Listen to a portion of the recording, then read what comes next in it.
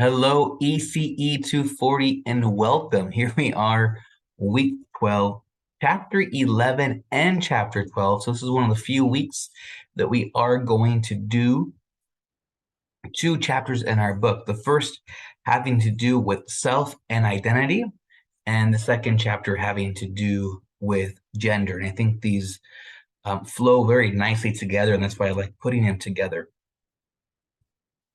I want to start with this quote that we have down here that says, "Find your identity, your true self, and live your mission.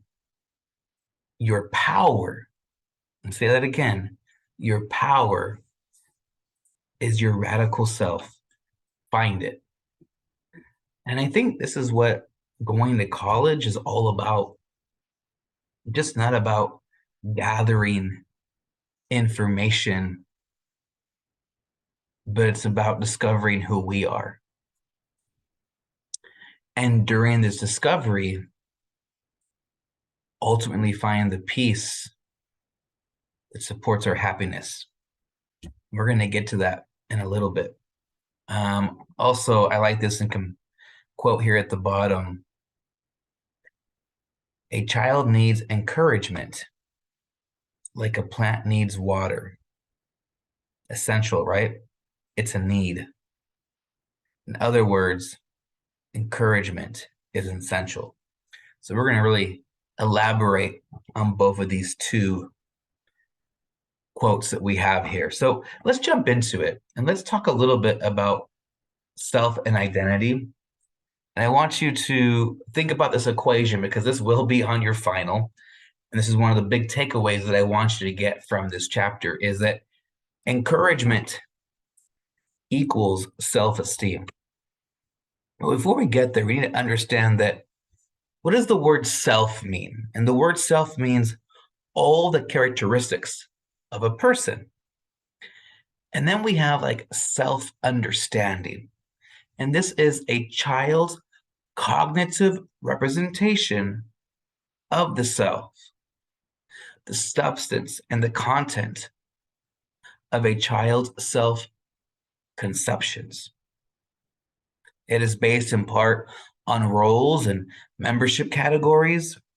It provides the underpinnings for identity development. Now, what's critical to know really quick, we talk about self and identity, is that self-recognition appears as early as 3 months. And signs of self-recognition that are stronger than just this kind of rudimentary self-recognition that we see at 3 months happens at 15 to 18 months. So infants develop a conscious awareness of their bodies by their second year, right? And so you can see the evolution of this from 3 months to 15 and 18 months to really having this conscious awareness of their bodies by the time they're 2 years old, right? So it's really important that we understand that self-esteem equals happiness. Researchers have seen that people with high self-esteem have happier lives. And so when we get into this idea of self and identity, how do we support stronger self-esteem? That we think highly of ourselves.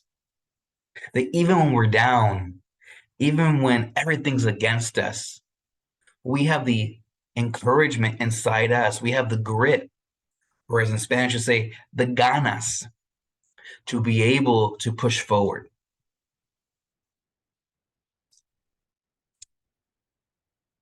And that our outlook on life is directed, and part of our outlook internally, how we see ourselves is how we experience our world. So much of happiness and so much of our ability to overcome is in self-esteem. So what I want to talk about really quick when we get to self-esteem is this idea of praise and encouragement, or praise over encouragement, or is it encouragement over praise? And that's the big lesson that I want to give you in this first chapter. So there's a lot of research, and the research shows that children who were praised for being smart, saying, hey, good job, yay, you're smart, that when they think they're smart already, they actually have a difficult time completing a more difficult task later on in life because they didn't want to take that risk to make a mistake. On the other hand, children who were encouraged for their efforts were willing to choose more challenging tasks. So with this piece of paper here, this handout that I want you to have, talks about how we can turn praise into encouragement, because it's that encouragement that inspires courage, that stimulates, that provides the opportunity that children are okay with wanting to take a risk. And they have the self-esteem to be able to be okay with taking a risk. That they have the self-esteem that I don't always have to be right. I can be wrong sometimes, and that's okay, and I can learn from it. Kind of this open growth mindset, right? So for example, instead of saying, hey, you're such a good girl or good boy, you can say, hey, thank you for helping with that, and then deliver the exact thing they helped you with. See, one of the great things about being encouraging and providing encouragement is that it gives you the opportunity to use more words and higher tier words. And this goes back to the importance of literacy, and how we can support early literacy is by truly providing stronger language, higher quality language, and more detail in our sentences. So I really wanted to give you this handout right here. What you'll also see is this video right here that really talks about what that sheet was talking about. And it shows you children who are being praised compared to being encouraged, and what happens when they're trying to accomplish a task. So I want you to take the time to watch this video. Great work here. This other handout talks about 10 ways that you can support a child's self-esteem. So we know that encouraging them is one way, not always providing praise. And that's hard. It's really hard not to praise someone. We have to be very intentional to start encouraging them. But here's 10. Supporting healthy risk. So you see the comparison now, the relationship with encouragement. Let mistakes happen. We need to celebrate the positive. Listen well. Resist comparisons. Offer empathy. And empathy is huge in our role of taking on stronger perspectives and learning about others and our identity with others. So empathy is truly, truly huge here, okay? Provide encouragement, exactly right here, right? So you see that connection to what we just shared right now. So this is another handout for you to have, to really have the tools. Like I told you, that's what this class is about. This class is not about just getting a grade. This class is about changing your life.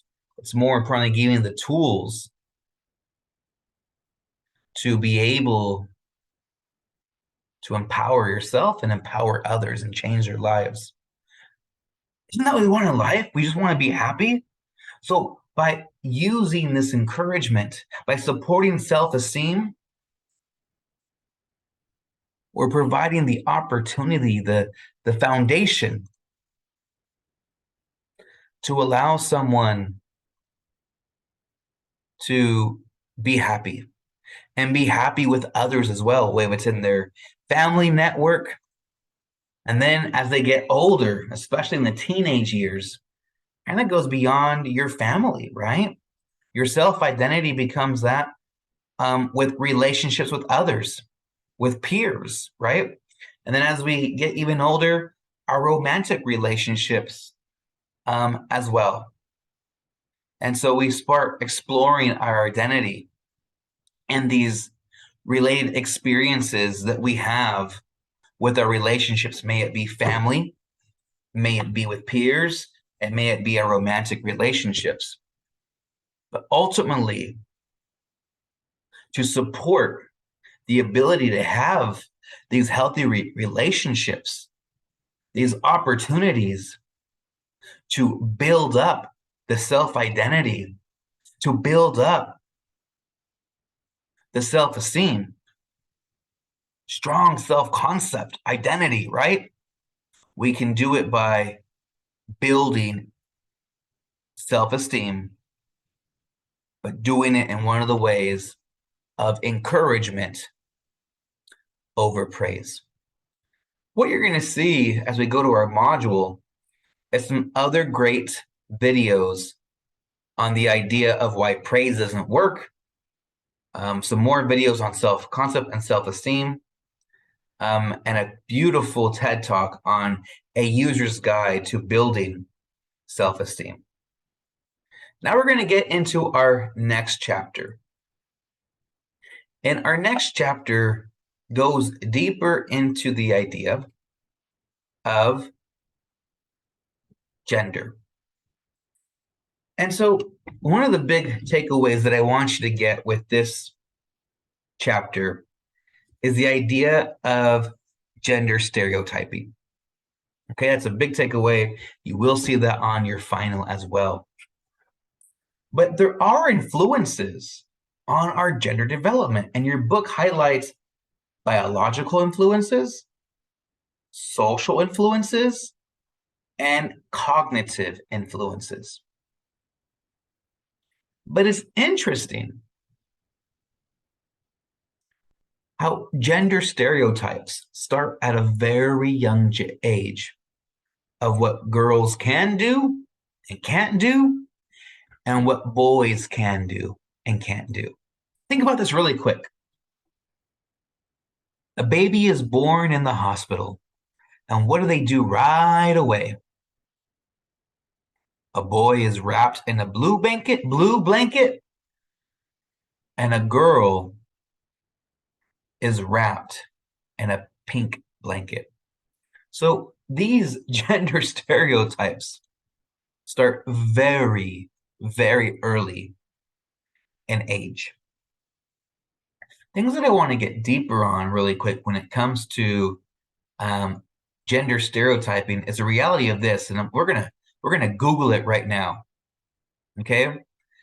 And the power that gender stereotyping has in our communities, in our state, in our nation. So we're gonna do this really quick. We're gonna Google pay men versus women. Or let's do salary.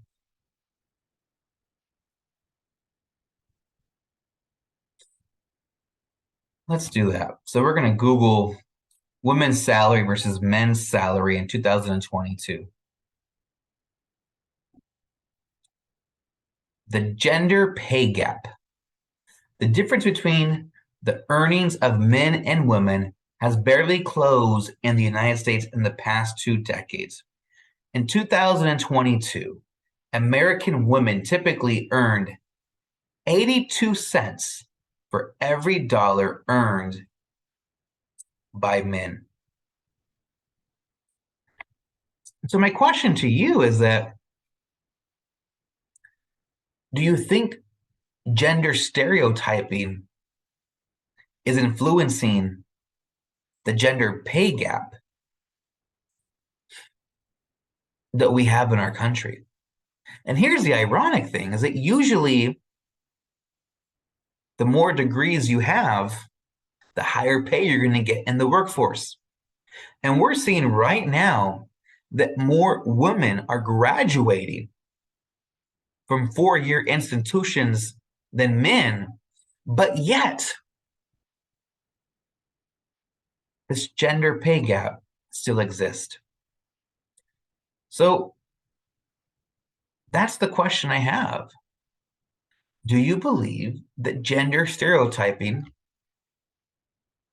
has a direct relationship on this gender pay gap? I want to explore this conversation a little bit deeper as well and get into some videos that I have for you. Here is a great video on these children here that are in primary school, and they talk about their heroes, firefighters, air pilots. And I want you to watch this video and see what happens here and the impact of gender stereotyping with very young children. I also want you to get a perspective of what gender stereotyping is around the world. And National Geographic has done an outstanding job of putting this quick video together on how children from around the world interpret gender stereotyping, or what their experiences are in their community, in their nation, because of their gender.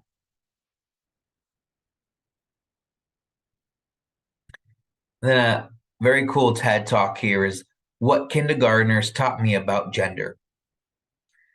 And then if you just need a good laugh and to end this week with a good laugh, Jimmy Kimmel does a really cool conversation around what is the difference between a boy and a girl. And it's pretty hilarious, but I think what it does is hit home what's happening in the area of gender stereotypes. So that is the big ahas focused on chapter 11 and 12. 11, the importance of self-esteem, the importance of encouragement over praise. These are things that we can do to support a high self-esteem. And then really when it comes to gender, what is gender stereotyping? What is a gender stereotype? And its impact that it's making in the quality of life for people. Your quality of life as well. And how we interact with the others. You do have a question of the week. And your question of the week, your discussion, is focused on gender. Okay? This is how we're going to break down the two chapters. Your discussion is focused on gender. And so the question is, how do you think your parents or those that raised you influenced your gender development? How do you think your peers influenced your gender development? Did your parents and or peers influence any gender stereotypes? So this is a great opportunity for you to think about yourself, think about your own development, and answer these honestly, please. Great discussion we're going to have this week. So because your discussion is on chapter 12, your quiz of the week is going to be on chapter 11. Okay? So what you're going to see then here is chapter 11 quiz due by Sunday, and then your gender discussion due by Friday. All right? Just want to take the time to say this is what this class is about. Connecting our story, connecting our development to our learning, connecting it with others through our observations, It's not about just inputting all this information. It's about learning this information, providing you tools that can change your behaviors. And more importantly, can start the way that this can start to change the way that you interact with others and especially with children, and how we can build them up to give them the best opportunity to reach their fullest potential. And one of the ways that we can support the opportunity for them to reach their fullest potential is by supporting their self-esteem, supporting their ability to not allow gender stereotypes to get in the way of how they interact with others, to allow them to have, at the end of the day, just successful, meaningful, and worthy relationships. Because it's through these relationships is where we find our happiness. I wish all of you a great week, and I look forward to reading your work, your discussions, and we're getting close to the very end this semester. Let's keep it going, stay strong, stay consistent, and let's finish strong. Have a wonderful week. Take care. Bye-bye.